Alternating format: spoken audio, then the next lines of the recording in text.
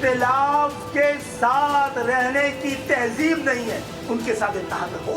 बात करो कानूनी गैर कानूनी कारकुन की। असल ओहदा क्या है? कारकुन है जो तंजीम छोड़ के नहीं गया।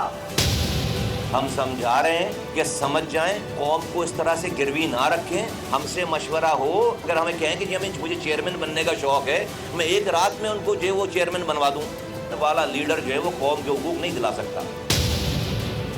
मेरी और आपकी सलाहियत क्या है? ये ओहदेदारों की जमात नहीं, जिम्मेदारों की जमात। हम अल्हम्दुलिल्लाह किसी की मर्जी से तब्दील होने वाले नहीं है। लानत भेजता हूँ इस सारे ओहदों पर जिसकी कॉस्ट ये हो कि कौम जो है वो खाई में गिर रही है और हम जो है वो चुपचाप देख रहे हैं। लानत भेजता हूँ मैं, बिल्कुल नहीं चलेगा ये।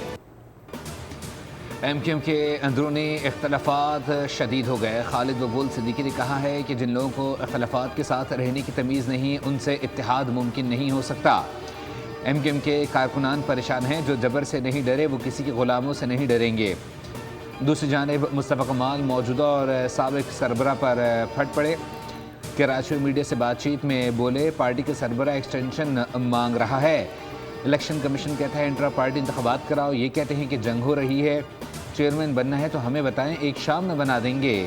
पुरानी एमक्यूएम में भी हमने आवाज़ उठाई, हमने गद्दारी नहीं की, हमने बगावत की।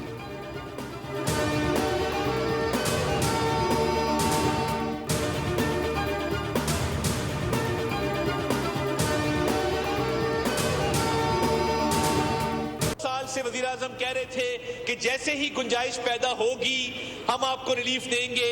आज वो वक्त आ चुका है कि पाकिस्तान के अवाम को एक रिलीफ पे मबनी बजट दिया गया है और हर तबके को इसके अंदर गुंजाइश पैदा करके उनकी डिमांड्स को पूरा किया गया है। ये आगाज है एक ऐसी ग्रोथ का जिससे हम इंशाअल्लाह ताला एक ऐसी इकोनॉमी बनेंगे कि पूरी दुनिया देखेगी।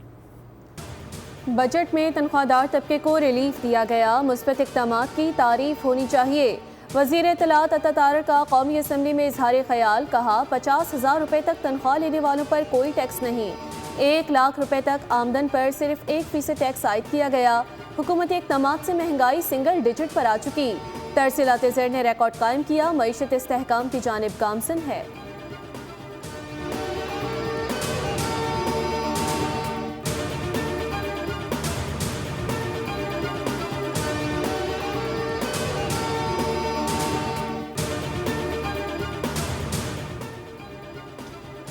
हुक्मरान जमातों में कोई हकीकी इख्तिलाफ नहीं, सिर्फ मफादात के हुसूल की जंग जारी है। अमीर जमात इस्लामी हाफिज नईमुर रहमान की हुकूमत पर तनकीद, कहा हुकूमत खुद एतराफ़ करती है मुल्क IMF के दबाव में है। बिजली, गैस और पेट्रोल की कीमतों में इजाफे का बराह रास्त बोझ अवाम पर पड़ रहा है। पेट्रोलियम लेवी को हुकूमती आमदन का बड़ा जरिया बना लिया गया है।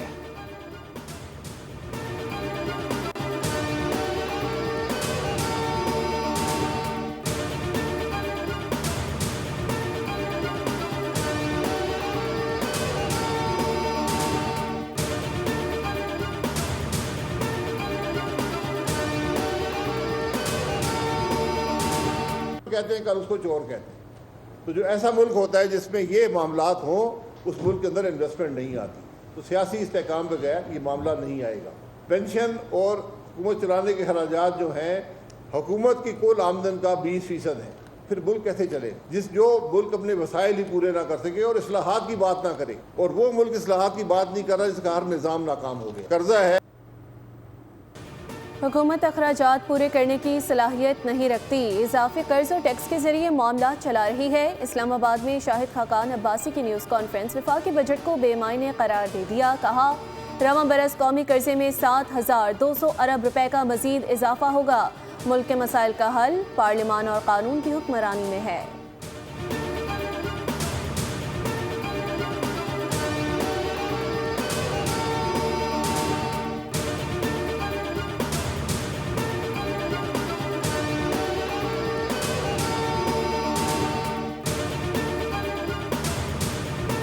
कि इंशाअल्लाह माशी इस्तेहकाम से ग्रोथ की तरफ जाएंगे और अपना सफर हम आगे लेकर चलेंगे। हमने एक कोशिश की कि सैलरीड क्लास के जो सबसे लोएस्ट सेगमेंट्स हैं हम उसमें रिलीफ दें। तो 5% से हम 1% पे लेकर गए, 15% से हम 13% पे लेकर गए। ये जो जरखेजी स्कीम है, more importantly is collateral free, छोटे किसानों के लिए।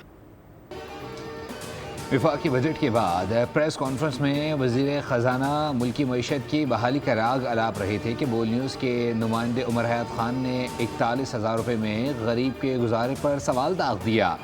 वज़ीर ख़जाना पहले सवाल का जवाब देने के बाद दूसरे सवाल के जवाब पर आ गए। सहाफ़ी उठ कर चले गए। वज़ीर ख़जाना और इत्तलात सहाफ़ियों को रोकते रहे, कहा आप मज़ीद सवाल कर लें, लेकिन सहाफ़ियों ने जवाब दिया कि बस सवालात तो हो चुके, आप हर सवाल का गैर मुतल्लिका जवाब देते हैं।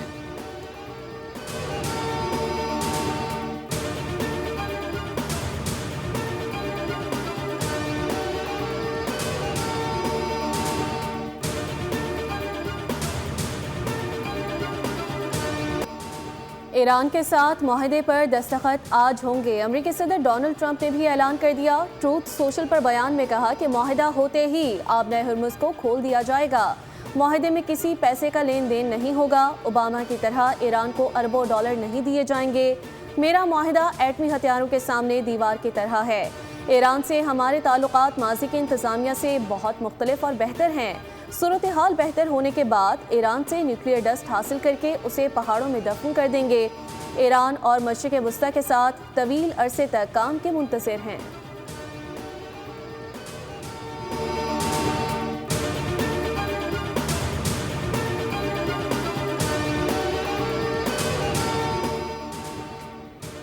पाकिस्तान ने कहा है कि अमेरिका और ईरान के दरमियान मुआहदे पर इलेक्ट्रॉनिक दस्तखत की तकरीब आज होगी। दफ्तर ख़ारजा के एलामी के मुताबिक नायब वज़ीर आज़म इसहाक़ डार की सऊदी वज़ीर ख़ारजा शहज़ादा फैसल बिन फ़रहान के साथ टेलीफोनिक गुफ्तगू हुई, जिसमें आज मुतवक्किल इलेक्ट्रॉनिक दस्तखती तकरीब का खैर मकदम किया गया। इसहाक़ डार ने मिस्री वज़ीर ख़ारजा से भी रब्ता किया। कहा अमेरिका ईरान राबतों में पेशरफ्त ख़ित्ते में देर पा अमन इस्तेहकाम में मददगार होगी। स्विस हम मनसब से 2 रोज़ में दूसरा टेलीफोनिक रब्ता। अमेरिका और ईरान के दरमियान बातचीत में हौसला अफजा पेशरफ्त को खुशाइन करार दिया गया।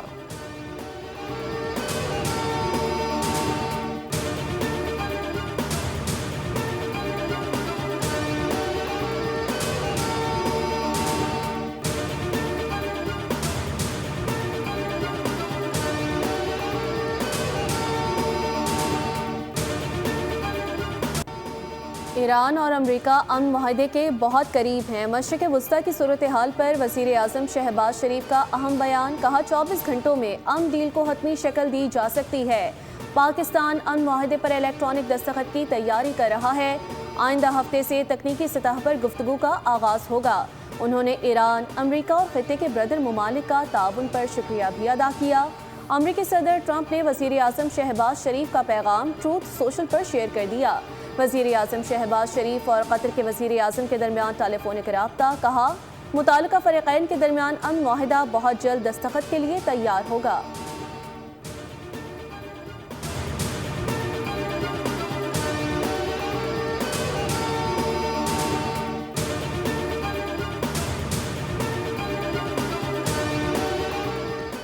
रज़ाकाराना तौर पर खून अतिया करने वाले मुआशरे के मोहसिन हैं। दुनिया में खून अतिया करने का दिन। वज़ीर पंजाब मरीम नवाज़ की अवाम बिलखुसूस नौजवानों से कार खैर में बढ़ चढ़ कर हिस्सा लेने की अपील। कहा पंजाब को पाकिस्तान का पहला वर्चुअल ब्लड बैंक कायम करने का एजाज़ हासिल है। ज़रूरतमंद मरीजों को डोनर से मिलाने के लिए जदीद निज़ाम मुतारिफ कराया गया है।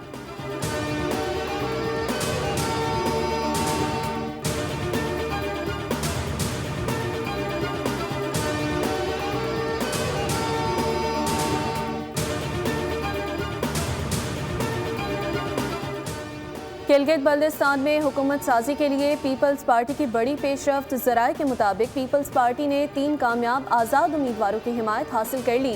2 आज़ाद उम्मीदवार बाज़ाब्ता तौर पर पीपल्स पार्टी में शमूलियत इख्तियार करेंगे, जबकि 1 आज़ाद उम्मीदवार एतमाद के वोट में पार्टी का साथ देगा। आज़ाद उम्मीदवारों की शमूलियत से पीपल्स पार्टी की मखसूस नशिस्तों में भी इजाफा होगा।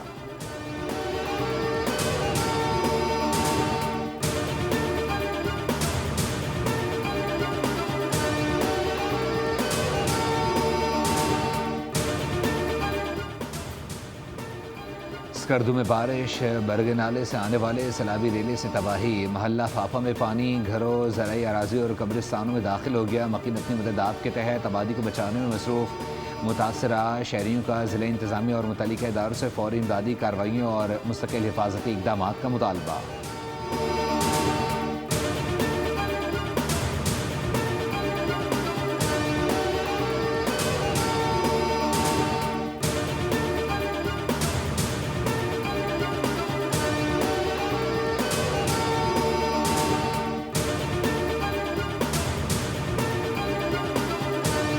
वुमेंस T20 वर्ल्ड कप में पाकिस्तान टीम अपनी मुहिम का आगाज़ आज से करेगी। बर्मिंघम में रिवायती हरीफ भारत से टाकरा होगा।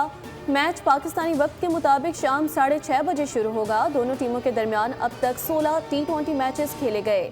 भारत ने 13 और पाकिस्तान ने 3 में फतह समेटी। वर्ल्ड कप में दोनों टीमें 8 बार टकराई। कौमी टीम 2 ही मैचेस जीत सकी।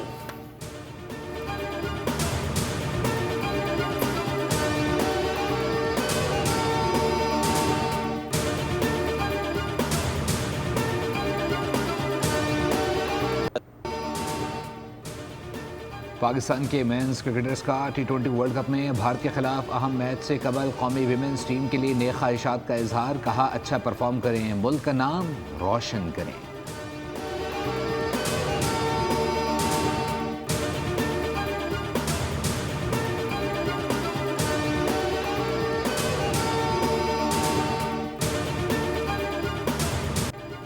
फुटबॉल वर्ल्ड कप 2026 में ब्राजील और मराकश के दरमियान कांटेदार मुकाबला 1-1 गोल से बराबर रहा। न्यू जर्सी स्टेडियम में मराकश ने 21वें मिनट में बढ़तरी हासिल की।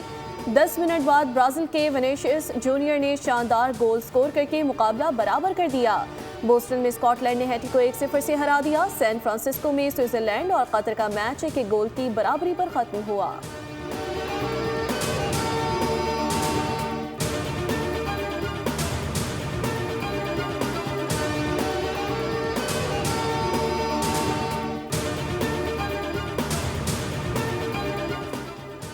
फुटबॉल वर्ल्ड कप के चौथे रोज़ 4 मैचेस खेले जाएंगे। 4 मरतबा की वर्ल्ड चैंपियन जर्मनी का मुकाबला क्यूरासाओ से होगा। मैच का आगाज़ पाकिस्तानी वक्त के मुताबिक रात 10 बजे होगा। ग्रुप एफ में नेदरलैंड्स की टीम जापान के मध्य मुकाबला आएगी। ग्रुप ई के मैच में आइवरी कोस्ट इक्वाडोर से मुकाबला करेगी। ग्रुप एफ में स्वीडन और ट्यूनिस के दरमियान टाकरा होगा।